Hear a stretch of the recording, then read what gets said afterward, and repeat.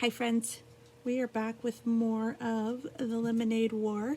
I apologize for not reading yesterday. I had some family stuff come up, and so I was busy with that, and I didn't get a chance to have the time that I needed quiet where I could record and read to you without a lot of distractions. There was a lot of people running around. So anyways, we're back now with chapter 4. And remember when we left off, Evan and Scott had their lemonade stand and they did business, but then weren't doing so well. And then Evan kind of ventured down to the corner a little bit more, and he found out that his sister Jessie had a sign much better than theirs, and they were set up down there just around the bend and were doing great. And then Jessie fanned her money, like waved it at him, and then he turned on his heel and walked away, was the last thing that we heard. So chapter 4 is called partnership. Remember, the definitions come next. So a partnership is two or more people pooling their money, skills, and resources to run a business, agreeing to share the profits and losses of that business. So two people come together and they, let's say that Jessie and Evan maybe come together and say, let's do a lemonade stand together, and they share the profits. That would be how much money they made. So they would say, well, whatever we make, we will split it down the middle and we'll share the money because we're both working at it. So partnership. Jessie had been waiting for this moment, the moment when Evan would see their lemonade stand, see the beautiful decorations they had made, see the crowd of people waiting in line, see Megan standing by her side. He would see it all and be so impressed. He would think to himself, wow, Jessie's one cool kid. She sure knows how to run a lemonade stand right. And then he'd jog over and say, hey, can I help out? And Jessie would say, sure. We were hoping you'd come over. And it would be like old times. Why hadn't it worked out like that? One part of her brain, Jessie continued, or with one part of her brain, Jessie continued to take the money from customers and make change.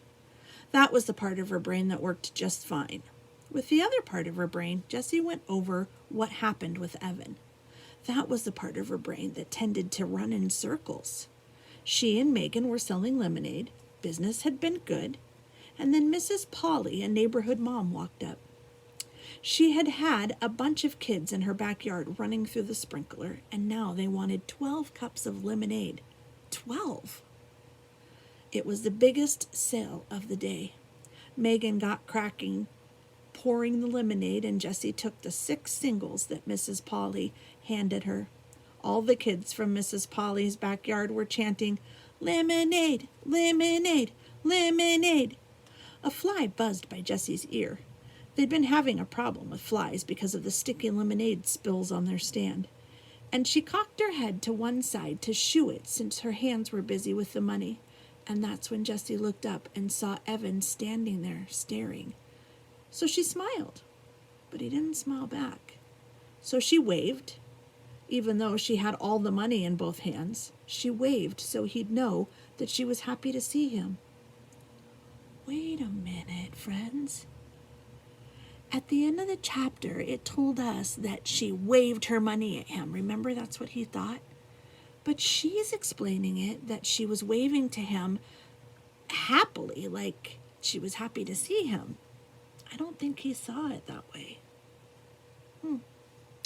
And then he stalked off, all stiff-legged and bristly.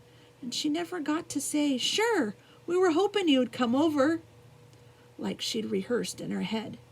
And just then, Tommy Polly, who was 2 years old, pulled down his bathing suit and peed right on the lawn.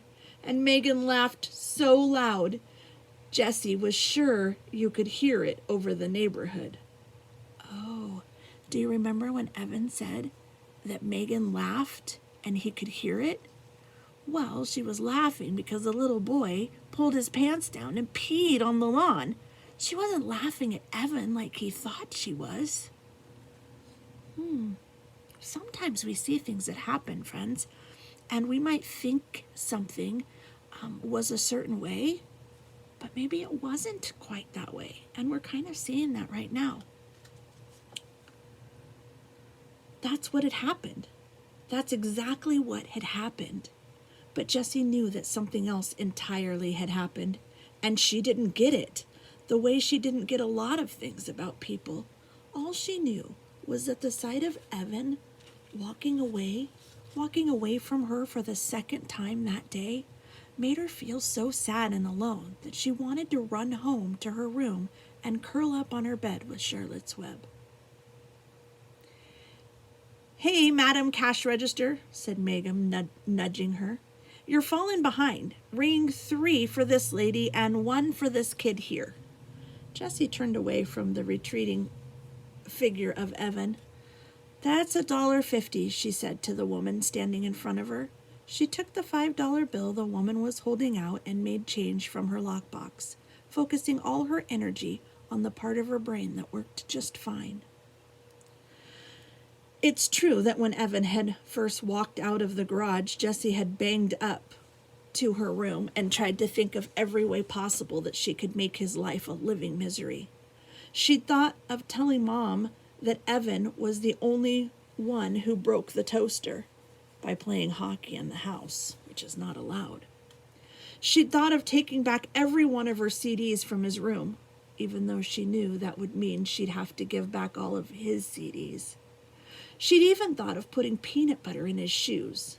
That was something she'd read in a book, and she loved to imagine that moment of horror when he'd think he somehow gotten dog dew inside his shoes.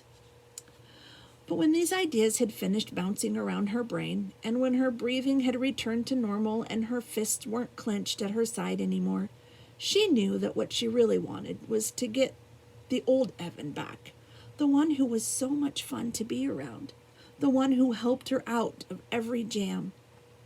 Like when she ate all of the Lorna Doones that Mom had set aside for the Girl Scouts meeting, and Evan had ridden his bike to the 7-Eleven and bought a new package before Mom even noticed. Or when she accidentally, well, not accidentally, but how was she supposed to know? She picked red flowers in Grandma's garden that were a hybrid experiment. Evan had said they both done it so that Grandma's disappointment was spread around and not just on her. Or the time that Jessie had smashed the ceramic heart that Daddy had given her because he was so mad that he had left them. Or because she was so mad that he had left them. And then, when she had cried about her broken heart, Evan had glued every piece back together again. She wanted back the Evan who was her best friend, but Evan didn't want her because he thought she was a baby and she was going to embarrass him in Mrs. Overton's class. So she had to prove to him that she was a big kid, that she could keep up with the crowd, that she could fit in, even with his 4th grade class. I'll show him I can sell lemonade too, just as good as him and Scott. I won't embarrass him. So Jessie got down to business. She knew she needed a partner. From past experience, she'd learned that having a lemonade stand alone wasn't considered cool. It was considered pathetic. And her partner would have to be a 4th grade girl because that's what this was all about, showing she could fit in with 4th graders. So the question was who? It had to be a girl who lived in the neighborhood, or at least close enough to bike to her house. And it had to be someone that Jessie had talked to at least once. No way could she call up a girl she'd never talked to, and it had to be someone who seemed nice. This last part was a problem, because Jessie knew that she often thought people were nice, and they turned out to be not nice. Case in point, the 2nd grade girls. So Jessie decided it had to be someone who Evan thought was nice. Evan knew about these things. He was the one who had explained with his big arm on her shoulder, "Jessie, those girls are making fun of you. They are not nice." When Jessie thought about all these different requirements, there was only one obvious answer. Megan. She lived less than 3 blocks down the street. Jessie had said hi to her a few times while biking in the neighborhood, And Evan must have thought she was nice, because Jesse had found a piece of paper in his trash can with Megan's name written all over it. Why would he cover a page with her name if he didn't think she was a nice person? Jessie went to the kitchen and climbed onto a stool so that she could reach the cabinet over the stove. She took down the school phone book and looked through the listings for both of last year's third-grade classes. No Megan. Duh, Jessie remembered. She moved in halfway through the school year. With a sinking heart, Jessie checked the town's phone book. No Jessie or Moriarty family listed on Damon Road. Okay, said Jessie, slapping the phone book shut and putting it back on the cabinet over the stove. Time for plan B. Jessie went to the hall closet and got out her backpack, which had been hanging there empty since the last day of school. Inside, she put 3 cans of frozen lemonade from the freezer and her lockbox full of change. She put the $10 bill, still paper clipped to last year's birthday card from her grandmother, in her top desk drawer. Then she went to the garage, strapped on her helmet, and rode off on her bike. As she left the driveway, she could see Evan and Scott's lemonade stand on the corner, but she was careful not to make eye contact. She didn't want to talk to Evan until she was ready to, ta-da, impress him. Her heart leaped when she imagined him ditching Scott to be with her. Megan's house was so close that Jessie got there in less than 30 seconds. And less than 30 seconds wasn't nearly long enough for her to plan what she was going to say. So she rode back and forth in front of the house about 15 times, trying to pick the right words. "What are you doing?" a voice shouted from the upstairs window. Jessie slammed her foot brakes and looked up. Megan was staring down at her. She looked huge. Her voice did not sound nice. "Riding my bike," said Jessie. "But why are you riding back and forth?" asked Megan impatiently. "In front of my house." "I don't know," said Jessie. "You want to play?"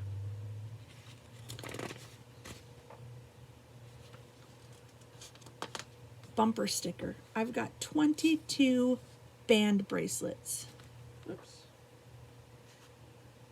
Oh, hold on, I missed a page. So she said, "Do you want to play?" "Who are you?" asked Megan. "Jessie," said Jessie, pointing down the street towards her house. "Evan's little sister?" asked Megan. Jessie felt like a deflating balloon. "Yeah?" "Oh," said Megan, "I couldn't tell 'cause of the helmet." Jessie took off her helmet. "So you wanna?" she asked. There was a long pause. "Where's Evan?" said Megan. "He's out somewhere with a friend," said Jessie. "Oh," said Megan. Jessie looked down at the ground. "People tell you things," Evan had once told her, "with their hands in their faces and the way they stand. It's not just what they say. You gotta pay attention, Jess. You gotta watch for things they're saying, not with their words." He must be talking about body language. Body language is kind of how you talk to somebody without words. So if you are standing somewhere with your hands on your hips and you've got a mad face on and you tell somebody, "I really like you a lot. Can we play more?" Well, the person you're talking to is going to think that maybe you don't really mean what you're saying because your body looks angry, but your words sound nice. So that's kind of what Evan's talking about. Like, sometimes you have to pay attention to what people's body is doing when they're talking to you. Jessie looked back up. It was hard to see Megan at all. She was so far up and behind the window screen. Jessie sucked in her breath. Do you want to do something?" Another long pause. Jessie started counting in her head. 1 1,000, 2 1,000, 3 1,000, 4 1,000, 5 1,000, 6 1,000. "Sure," said Megan, and then her head disappeared from the window. A minute later, Megan was at the front door. "Hey," she said, opening the screen. Jessie raised her hand in something that was halfway between a wave and a salute as she walked in. Her sweaty bangs stuck to her forehead where the helmet had smashed them down. She was so nervous about saying something stupid, she didn't say anything at all. Megan leaned against the banister of the stairs and crossed her arms. So, said Jessie. She stared at Megan, who was fiddling with 7 or 8 band bracelets on her arm. Jessie counted 2 live strongs, 1 Red Sox world champs, 1 March of Dimes, and 1 Race for the Cure. What's that one? She asked, pointing to a band bracelet with tiger stripes. Megan stretched it off her wrist and gave it to Jessie. It's for the Animal Rescue League. My mom gave them some money, so they gave us this and a bumper sticker. I've got 22 band bracelets. Cool, said Jessie, handing the bracelet back. Megan flipped it back on. She continued to play with the bracelets on her arms, running them up and down, up and down. So what do you want to do? Asked Megan. I don't know, said Jessie. We could, I don't know, let me think. We could have a lemonade stand. Ugh, said Megan, sounding bored. It'll be fun. Come on. We don't have any lemonade, said Megan. I've got 3 cans, said Jessie, and she slipped the backpack off and dumped out the 3 cans of frozen lemonade. Her lockbox came rattling out, too. What's that? Asked Megan. My lockbox, said Jessie. We can use it to make change. She felt her face getting red. Before 4th graders weren't supposed to have maybe 4th graders weren't supposed to have lockboxes. How much money have you got? Asked Megan. You mean in change or altogether? Megan pointed to the lockbox. How much is in there? $4.42. 14 quarters, 5 dimes, 3 nickels, and 27 pennies. Jessie didn't say anything about the $10 that she'd left at home. Both of Megan's eyebrows shot up. Exactly? She asked. What do those eyebrows mean? Jessie wondered in a panic. Why was Megan smiling at her? Jessie, those girls are making fun of you. They're not nice, she was thinking. Jessie didn't say anything.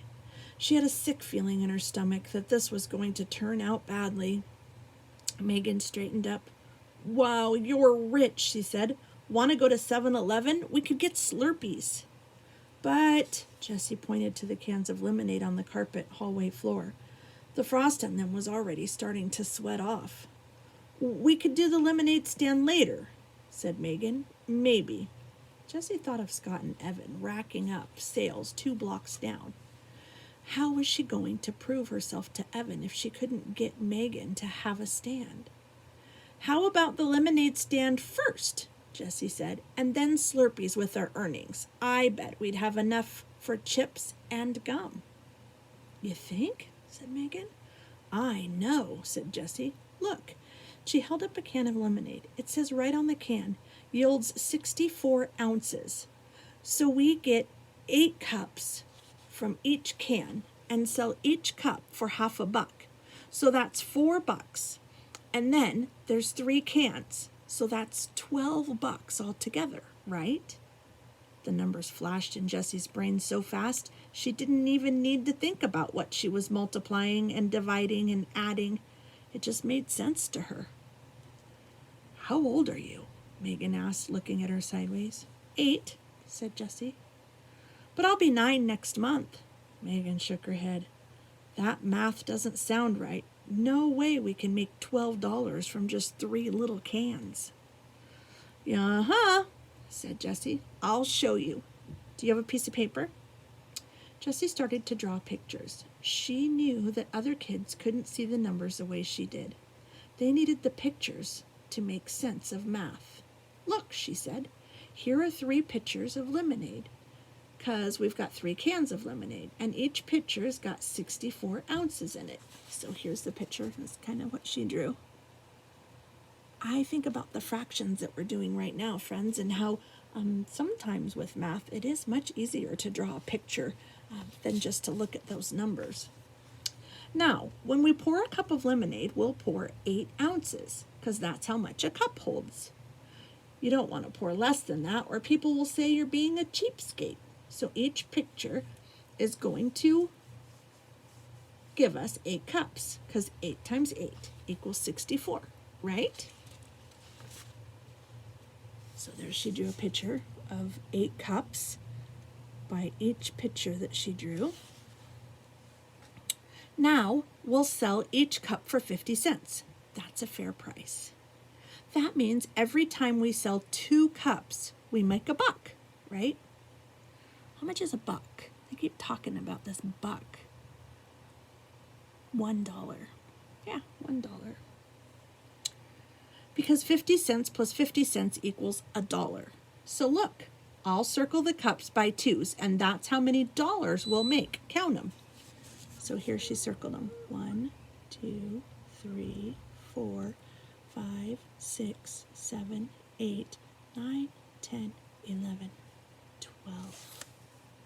Megan counted the circled pairs of cups. 10, 11, 12. That's how much money we'll make, said Jessie. If we sell all the lemonade, and if we do the lemonade stand. Wow, said Megan, you're really good at math. She puffed her cheeks out like a bullfrog and thought for a minute. Then she popped both cheeks with her hands and said, whatever, let's do the lemonade stand. Hold on, I'm going to set the book down. So here's what we're going to do. We're going to pop our cheeks out like a bullfrog. Like that. And then she popped them with her hands. Ha! That was kind of fun, huh? Jessie felt soaked in relief. Maybe this was going to work out after all. After an hour or so, Jessie and Megan had transformed the little wooden puppet theater in Megan's basement into the hottest new lemonade stand on the block. The stand was decorated with tissue paper flowers, cut-out butterflies, and glittery hearts. It was a showstopper. And boy, did people notice it. Kids in the neighborhood, strangers walking their dogs, moms strolling their carriages, even the 2 guys fixing the telephone wires. They all came to buy lemonade. And just when Jessie and Megan were on the verge of running out, Mrs. Moriarty went to the store and bought 3 more cans, free of charge. So when Mrs. Polly asked for 12 cups, at exactly the moment that Evan rounded the curve and saw her lemonade stand, Jessie felt like she'd just scored 100 on a test and gotten 5 points for each credit. So why did Evan stomp off? How come she didn't feel like she'd won anything at all? So it sounds to me like her and Evan are kind of thinking 2 different things, right? So Evan, it didn't really tell us much of what he was thinking when he turned around and walked away. But again, with his body language and the way that Jessie explains what he did, it tells us that he stomped off and he was stiff-legged. And so do you think he was happy, or do you think he might have been upset about seeing Jessie? I'm thinking he was probably upset about seeing Jessie. But Jessie, on her side of the story, she was waiting for him to come over and to maybe sit with them and do the lemonade stand with them. And so she smiled when she saw him, and she waved at him, meaning to show him that she was happy to see him. But she had that money in her hand, and Evan didn't see it that way, did he? He thought she was showing off.